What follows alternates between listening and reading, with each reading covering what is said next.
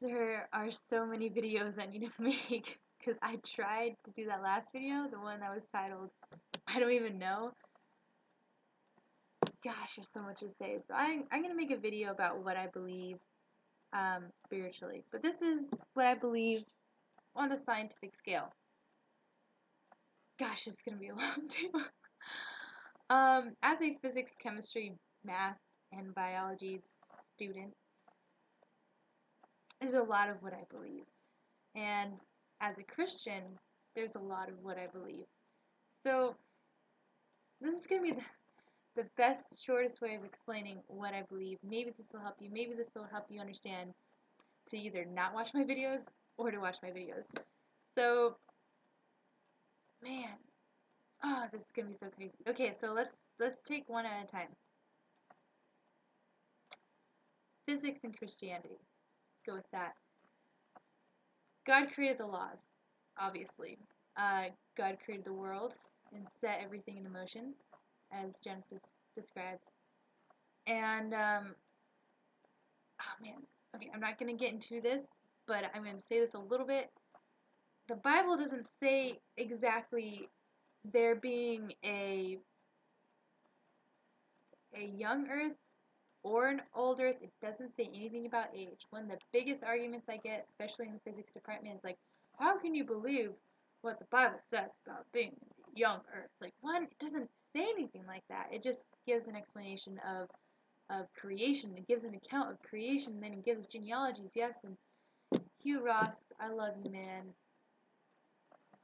but your creation model makes no sense. You can look him up. He's great, and he's actually hopefully going to my school and doing a conference. I've been talking to the coordinator of events for Reasons to Believe, or reasons.org. Look them up.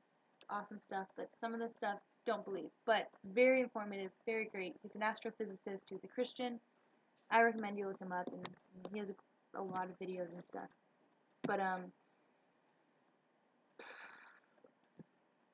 now I haven't looked into the Hebrew of the word day, and it does say evening to morning. That's not 24 hours. I haven't really gone into this, but God does create plants before creating the sun and things.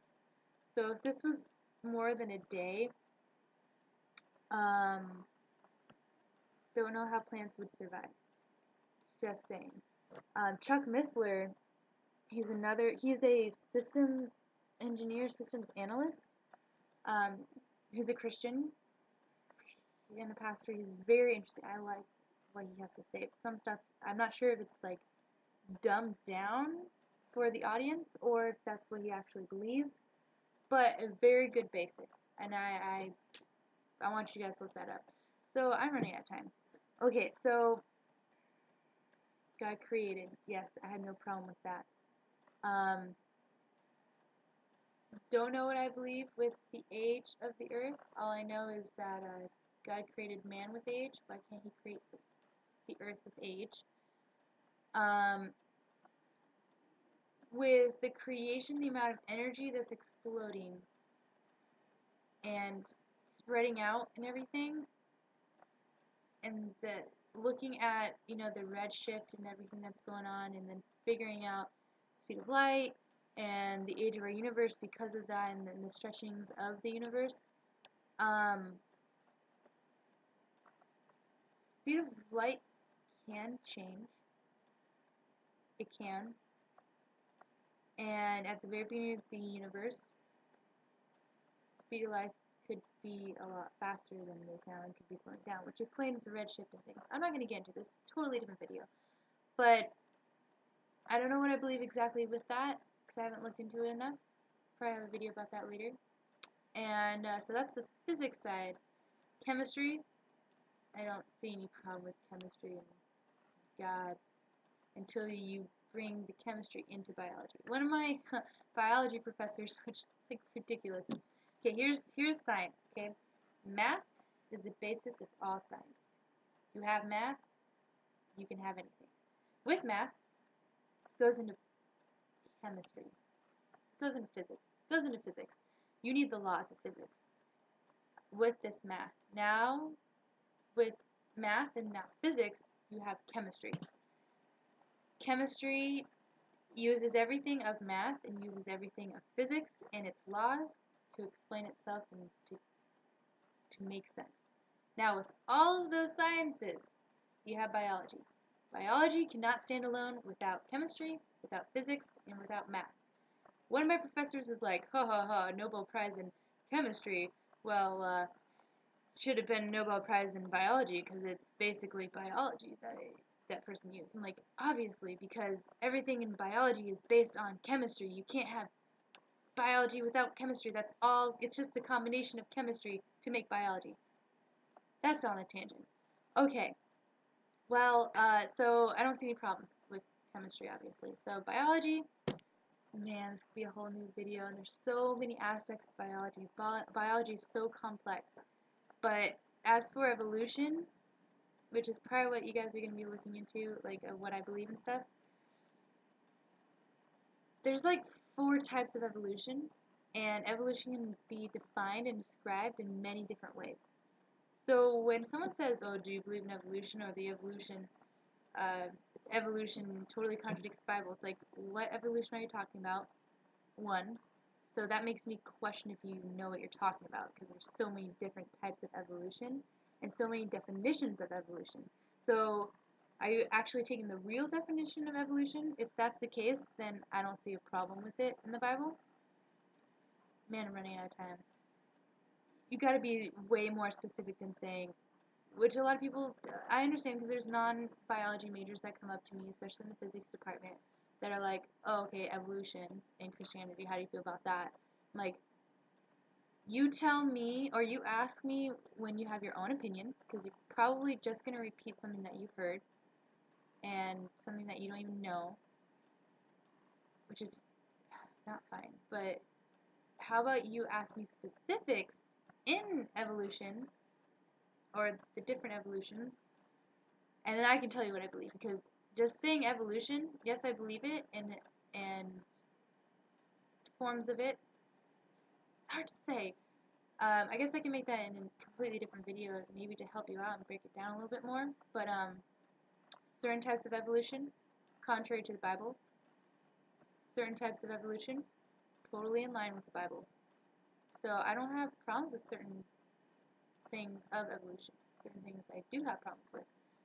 So I want that to be encouragement to you, that if you're seeing this video and you're like, okay, well, evolution, like, what's going on, like, how does that work with the Bible? It's like, okay, well, look into evolution, look at the definition of evolution, look at the branches of evolution and what types of evolution there are, and then you can try to break it down to see if it goes with the Bible or not. And just to let you know, the types of evolution that is contrary to the Bible has no real support that I've seen so far. They've had fake accounts, or things that, like, depending on, this can be a completely new, different video, is you can have, especially if you look into answers in Genesis, it's like your worldview makes a difference on how you interpret evidence. Evidence either for Christianity or against Christianity, or for evolution or against evolution. You can have the same evidence, and different groups of people can support themselves in their own views and contradict other people's in their views because of your worldview. So, for example, like, I can't think of an example exactly, but here's a baby example that really probably doesn't help you. Is that I dropped my pen on the ground.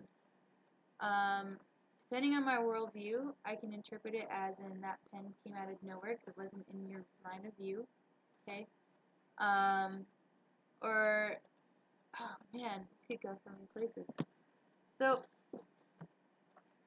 just I'll find more examples. A lot of them are like in answers in Genesis. There's a lot of things it's like, well, that doesn't, they, biologists and evolutionists, they use that same example to say Christianity is wrong, but you're using it to prove that Christianity is right and evolution is wrong.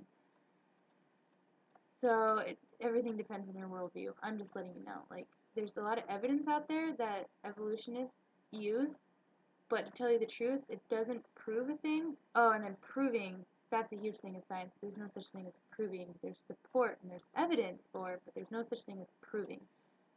So sorry I said that. We'll get into that in another video too. But yeah, they use it for evidence in support of their theories. But I will use the same thing to support myself and my views of Christianity and God and what the Bible upholds. So there's kind of what I very, very, very briefly what I believe in 10 minutes, or more than 10 minutes. That's as much as I got on YouTube. I hope that somewhat helps you understand if you want to continue watching my videos or you don't. So, this makes sense. Don't see any problems with that in the Bible. Actually, it supports so much of the Bible. There's so much math in the Bible. Chuck Missler kind of explains a little bit. The Hebrew language and the Hebrew alphabet and symbols and diction, depending on like the older language or the newer language, whatever. Look into it. A lot of numbers, a lot of math. Very interesting. Yeah, well, that's as much time as I have. So, grace and peace.